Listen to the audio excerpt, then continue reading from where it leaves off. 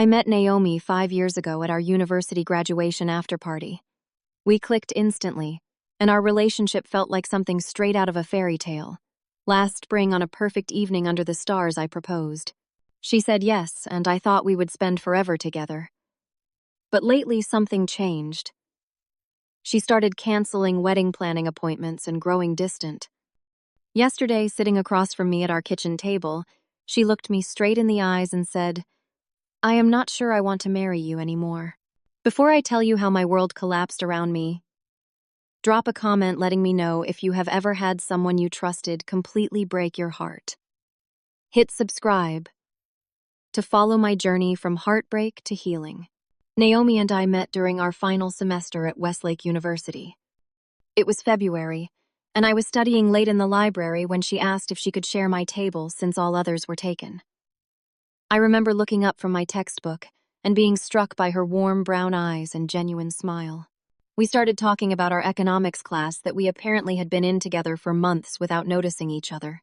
That first conversation lasted until the library closed, and I worked up the courage to ask for her number. Our first date was at a small Italian restaurant near campus. I remember how she laughed when I accidentally knocked over the salt shaker, then insisted on throwing some over my shoulder for good luck. She told me later that was the moment she knew she wanted a second date. We quickly fell into an easy rhythm together. Weekend hikes in the nearby state park became our tradition, along with Sunday morning pancakes that I would make while she brewed coffee. After graduation, we both found jobs in the city. I started at a marketing firm while she pursued her passion for graphic design. About 8 months into our relationship, my lease was ending, and we made the decision to move in together. I still remember the excitement of furniture shopping, arguing playfully about my preference for modern minimalism versus her love of colorful bohemian pieces. We compromised on most things, creating a space that felt perfectly us. Living together brought its challenges, of course. I learned that Naomi was particular about keeping the kitchen spotless while I was more relaxed about household chores. She discovered my habit of leaving wet towels on the bathroom floor drove her crazy. But we worked through these small conflicts with communication and patience. When we disagreed, we made it a point never to go to bed angry. These early tests only seemed to strengthen our bond. My mother adored Naomi from the first time I brought her home for Thanksgiving. Mom always said she could tell by the way Naomi helped in the kitchen without being asked that she was raised right. They developed their own relationship, occasionally meeting for lunch when Mom was in the city for her doctor appointments. Naomi would send my mother birthday cards with handwritten notes and remembered her preference for white chocolate over milk chocolate. Their bond meant everything to me. Through our years together, we built a strong social circle. Naomi had 2 close friends from college, Sophia and Taylor, who became regular fixtures in our life. My best friend Marcus hit it off with Naomi right away, always telling me how lucky I was. We also became friends with another couple, James and Karen, who we met at a neighborhood block party. Friday night game nights at our apartment became a tradition, with the 6 of us trash-talking over Monopoly and drinking too much wine. After 4 years together, I knew it was time to propose. I spent 3 months saving for the perfect ring, a vintage-style emerald-cut diamond that I knew matched her taste exactly. I planned an elaborate surprise, enlisting her friends to help. On a warm spring evening last year, I convinced her we were just going to dinner at the rooftop restaurant where we had celebrated our first anniversary. When we arrived, the hostess led us to a private section decorated with fairy lights and flowers. Before she could process what was happening, I was down on one knee, telling her that she was the best part of every day of my life, and I wanted nothing more than to build a future with her. The joy in her eyes when she said yes is a memory I will always treasure. The months after our engagement were a whirlwind of excitement. We toured 5 wedding venues before falling in love with a converted barn with a large outdoor space surrounded by gardens. We set a date for June of next year, giving us plenty of time to plan. Naomi created spreadsheets for the guest list, and we spent weekends discussing themes, colors, and menu options. She wanted wildflowers and fairy lights reminiscent of our engagement setting. I cared most about the music and making sure we had a killer dance floor. The first sign that something was off came about 3 months ago. Naomi started rescheduling meetings with our wedding planner, citing work deadlines. At first, I thought nothing of it. Her design agency had taken on several new clients, and I knew she was under pressure to deliver. But then other things started to change. She began staying late at the office more frequently. When we were home together, she seemed distracted, often looking at her phone instead of engaging in conversation. Our physical relationship cooled, with Naomi claiming exhaustion most nights. I noticed she was spending more weekend time with Sophia and Taylor without inviting me along. Again, I tried not to read too much into it. Everyone needs space, sometimes even in the healthiest relationships. But then she started making small comments that raised red flags. When looking at save the date designs, she suddenly said, "Do you think we are rushing things? A year engagement is not very long." This confused me, since we had already been together for 4 years before getting engaged. Still, I pushed my concerns aside. I told myself it was just pre-wedding jitters or work stress. Looking back, I should have paid more attention to these warning signs. But love has a way of making us blind to the obvious. One evening we were having dinner with our friends. Marcus asked about wedding planning progress, and I started enthusiastically sharing our recent decision about the photographer. I noticed Naomi growing uncomfortable as I spoke, staring at her plate and barely engaging. When Karen asked about the honeymoon location, Naomi abruptly changed the subject to a new restaurant she wanted to try. In the car ride home, when I asked if everything was okay, she just said she was tired of wedding talk dominating every social gathering. I accepted her explanation, but something felt wrong. The woman who had once stayed up late looking at wedding blogs now seemed annoyed by any mention of our future together. It was a Tuesday evening when everything changed. I had just gotten home from work, loosening my tie as I walked through the door of our apartment. Naomi was already there, sitting at our kitchen table with a serious expression that immediately sent my stomach dropping. She had texted earlier saying we needed to talk, but I had assumed it was about the wedding venue calling with a date conflict. I sat down across from her, noticing how she could not quite meet my eyes. The silence stretched between us until finally she spoke. "I have been doing a lot of thinking lately," she began, her voice unnaturally steady. "About us, about the future, about what I really want." She finally looked up, and I saw uncertainty in her eyes. "I am not sure I want to marry you anymore." The words hit me like a physical blow. I remember struggling to breathe, to process what she was saying. "What do you mean? Where is this coming from?" I managed to ask, my voice sounding strange to my own ears.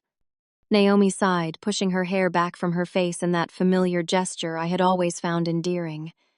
"I love you, I do. But lately I've been wondering if that is enough. If we are really right for each other long term.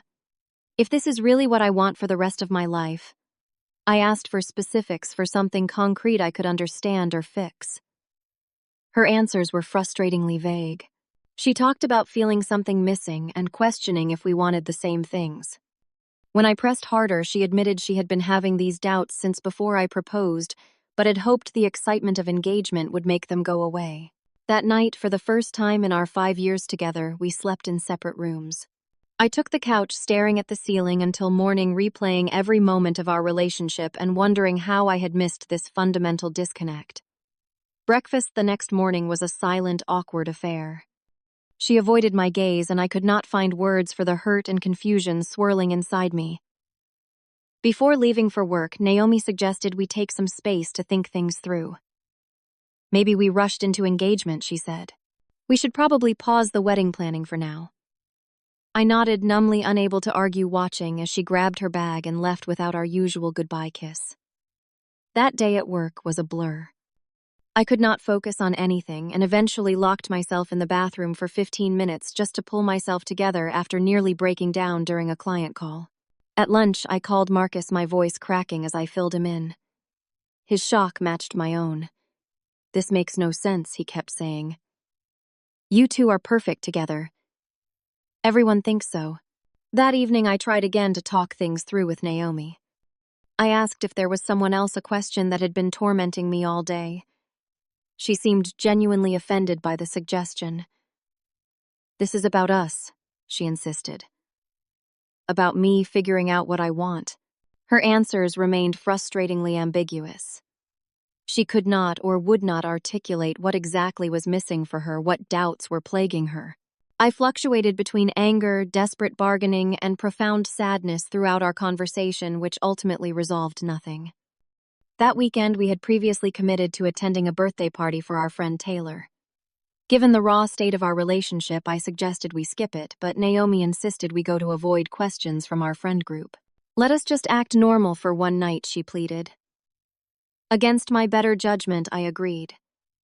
The party was at a rooftop bar downtown. From the moment we arrived, the tension between us was palpable.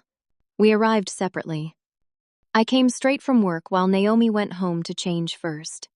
When I spotted her across the crowded rooftop laughing with Sophia, I felt a stab of longing for the easiness we once shared.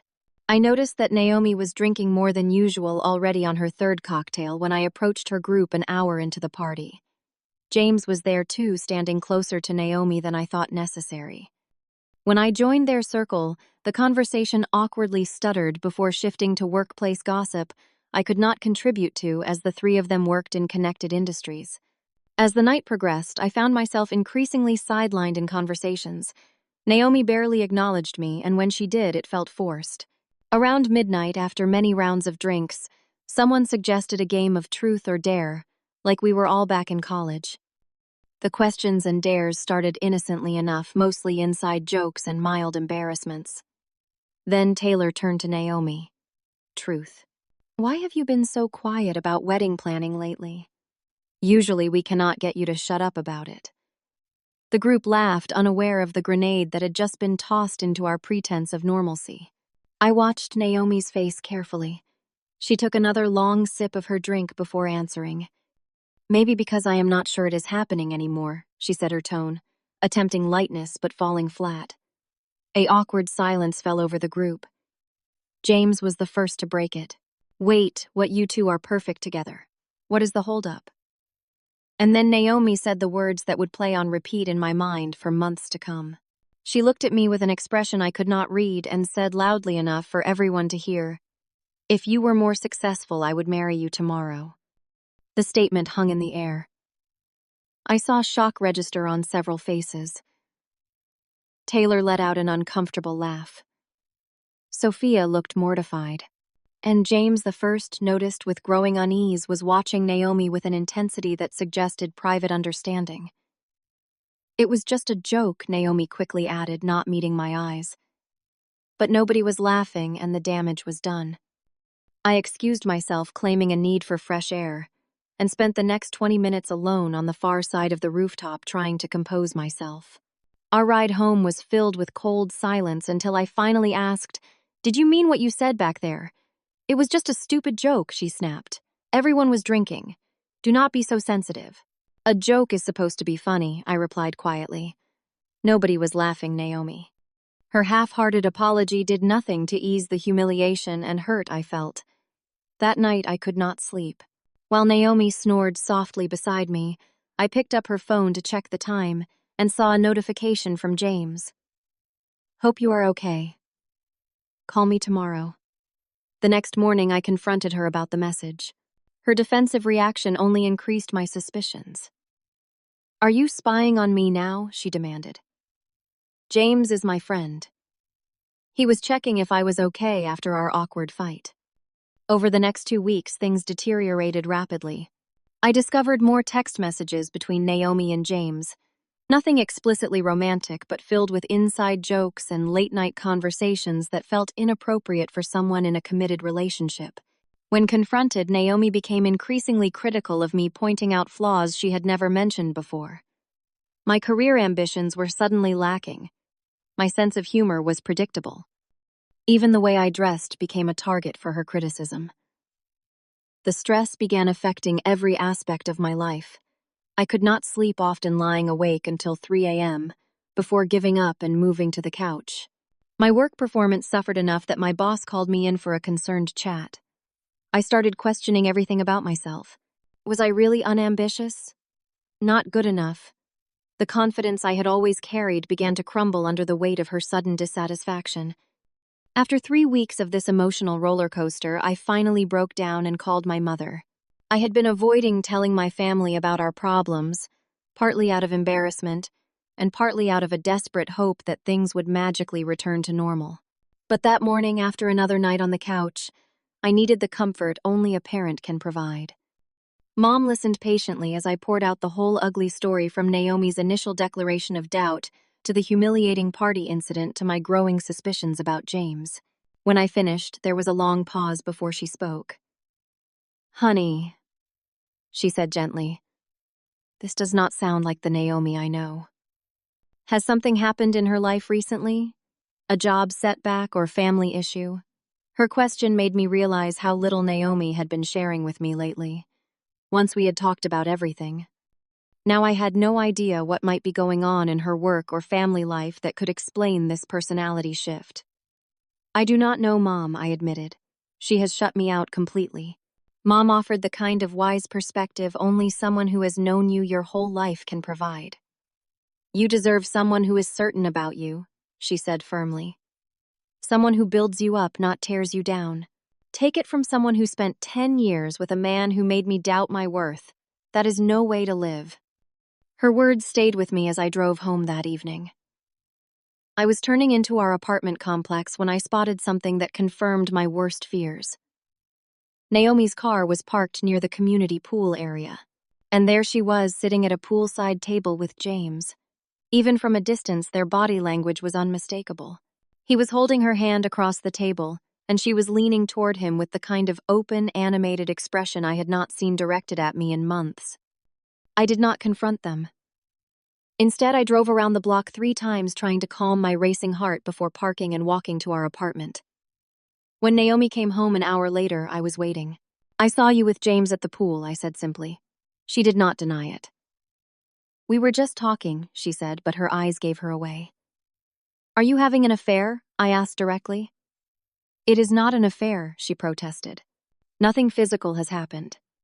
Emotional affairs are still betrayals, Naomi." Her face hardened. "This is exactly why I have been pulling away. You are so controlling. I am not allowed to have male friends now." Her attempt to gaslight me only fueled my anger. Friends do not hold hands and look at each other the way you two were. Friends do not exchange secret texts. Friends do not lie about where they are and who they are with. She stormed off to the bedroom, slamming the door. I stood in our living room, surrounded by framed photos of happier times, feeling like I was living in a nightmare. Later that night, I overheard her on the phone in the bathroom, thinking I was asleep. I know, she was saying in a hushed voice. "He is being difficult about everything. So dramatic. I just need to figure out how to end things cleanly." A pause. "No, I have not told him about us yet. One thing at a time."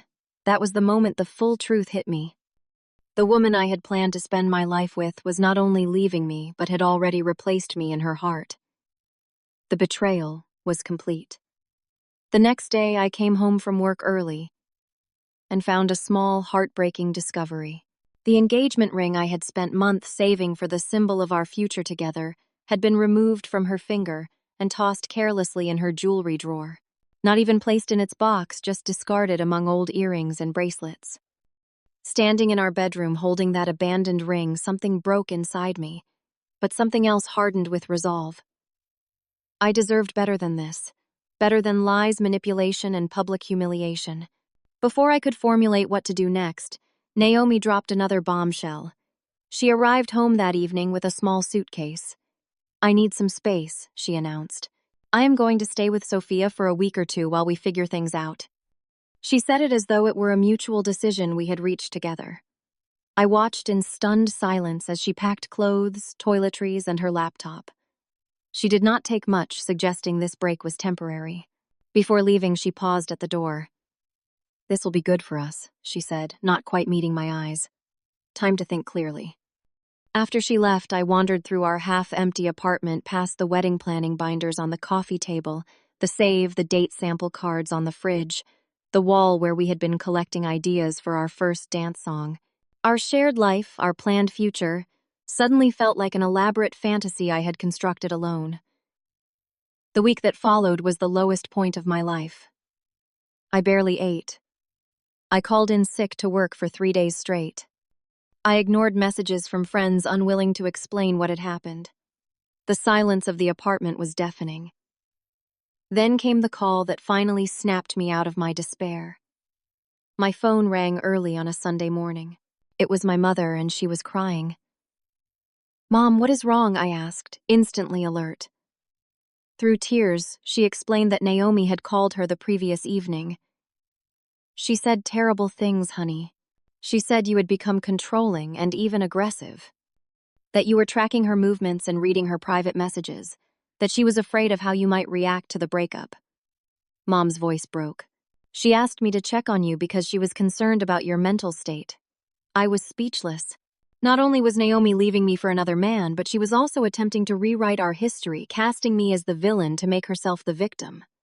And worst of all, she had tried to use my own mother against me, manipulating the relationship I knew she had valued. "None of that is true," I finally managed to say. "You know that, right?" "Of course I know," Mom replied firmly. "I know, my son. I just wanted you to be aware of what she is saying. This is not the behavior of someone who ever truly loved you." That call was my moment of clarity. The fog of confusion hurt and desperate hope lifted. I could see the situation for what it was, a relationship that had run its course with someone who lacked the courage to end things honestly. And in that clarity, I found the strength to take back control of my life and my dignity. That afternoon, I texted Naomi asking her to come to the apartment the next day to talk.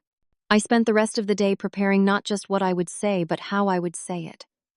I was determined to end things on my terms with my self-respect intact. When she arrived, I was calm and composed. She entered cautiously, perhaps expecting the emotional wreck she had left behind. Instead, she found me sitting at our kitchen table with a folder neatly placed before me. "Thanks for coming," I said, my voice steady. "I will not take much of your time. I know you have been struggling with how to end our relationship. I am making it easy for you. It is over." The surprise on her face was evident. She had expected to control this narrative too. "I have divided our shared possessions based on who purchased what." I continued, opening the folder to reveal the detailed inventory I had prepared. "I have also calculated the remaining payments on our lease. I am willing to continue paying my half until we find someone to take it over, or you can choose to stay and find a roommate." "Wait," she interrupted, clearly thrown by my businesslike approach. "Should not we talk about this? About us?"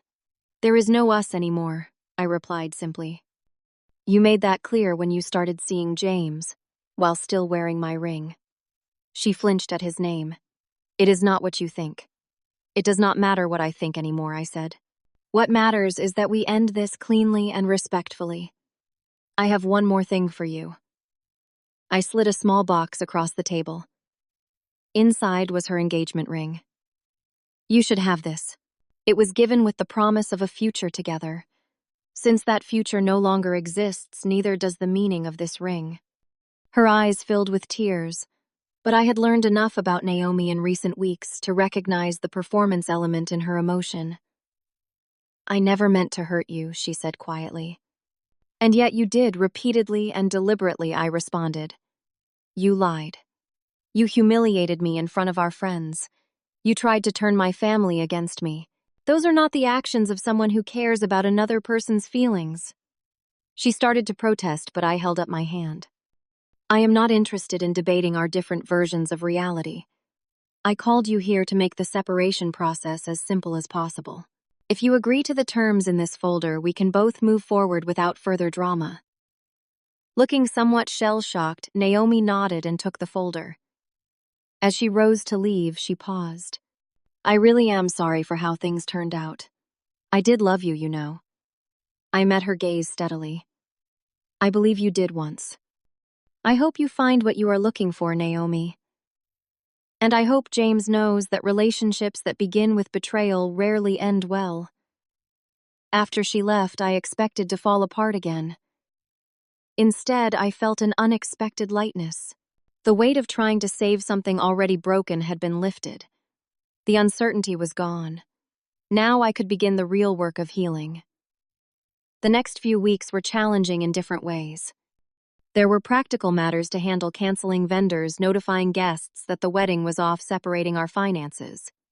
Each task was a small wound reopened, but also a step toward closure. I found an unexpected ally in Taylor, who reached out after hearing about our breakup. Over coffee, she confirmed what I had suspected. Naomi and James had been growing closer for months, their relationship crossing boundaries long before our engagement unraveled. I should have said something, she admitted. I am sorry I did not. The initial loneliness was crushing. I had built my life around Naomi for 5 years. Without her, everyday routines felt strange and empty. The first weekend alone, I barely left my bed. But by the second weekend, I forced myself to join Marcus for a hiking trip, the physical exertion providing temporary relief from the constant thoughts of what I had lost. I started seeing a therapist, something I had never considered before. Dr. Rivera helped me process not just the end of my relationship, but the patterns within it. She helped me see that Naomi's criticisms had started long before the engagement, subtle at first but increasing over time. I had been slowly shrinking myself to accommodate her dissatisfaction, a realization that was both painful and liberating. As weeks turned into months, I began reconnecting with old friends I had neglected during my relationship. I resumed playing basketball on Thursday nights, something I had given up because Naomi complained about the late games. I rediscovered my passion for photography, spending weekends, exploring the city with my camera, capturing moments of beauty amid my healing process. 6 months after our breakup, I received a job offer from a company I had always admired. The position would mean more responsibility and a significant raise. It would also require relocation to Chicago. After careful consideration, I accepted. The chance to start fresh in a new city felt like exactly what I needed. The day before my move, I ran into Naomi and James at a local coffee shop. My stomach tightened at the sight of them, but to my surprise, the crushing pain I expected did not come. Instead, I felt a strange mixture of nostalgia and pity. They looked happy enough, her hand casually resting on his arm as they waited for their order. But I noticed something in her expression when she saw me, a flicker of regret or uncertainty. I heard about your new job, she said after awkward greetings. Congratulations. That is amazing. Thank you, I replied, meaning it. It is a great opportunity. James shifted uncomfortably beside her, unable to meet my eyes. I realized then that I felt nothing for him either, not even anger.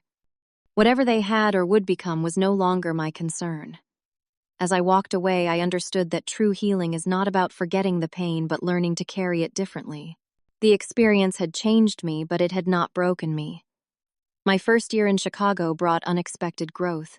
I threw myself into my new role, earning recognition for a marketing campaign that significantly increased client engagement. I found an apartment in a vibrant neighborhood filled with art galleries and small music venues. I made new friends through a photography club and even began casually dating again, approaching relationships with greater wisdom and clearer boundaries. On the anniversary of what would have been our wedding day, I took myself on a solo trip to the Grand Canyon, a place Naomi and I had planned to visit on our honeymoon. Standing at the rim, watching the play of light and shadow across the vast expanse, I felt a profound sense of gratitude. The end of our relationship, painful as it was, had forced me to rediscover myself. I now understand that love should never require diminishing yourself. Real partnership means growing together, not one person shrinking to accommodate the other's dissatisfaction. I learned to recognize red flags I had previously ignored: criticism disguised as jokes, small betrayals dismissed as misunderstandings, the gradual isolation from friends and family. Most importantly, I learned that my worth is not determined by someone else's ability to see it. The success, ambition, and value that Naomi questioned were always there. They were never dependent on her validation. Today, as I write this from my Chicago apartment with its view of the lake, I can honestly say I am grateful for the painful ending that led to this new beginning. The relationship taught me what I want, and more importantly, what I will not accept. The breakup taught me resilience I never knew I possessed. Sometimes the most devastating endings clear the path for the most beautiful beginnings. And while I would never wish such heartbreak on anyone, I can attest that surviving it reveals strengths you never knew you had. Have you ever experienced a painful breakup that ultimately led to personal growth? Share your story in the comments below. If this journey of healing and self-discovery resonated with you, please like and subscribe for more stories of overcoming life's challenges. Remember that your worth is never defined by someone else's inability to see it. Thank you for listening, and I wish you strength and clarity on your own journey of healing.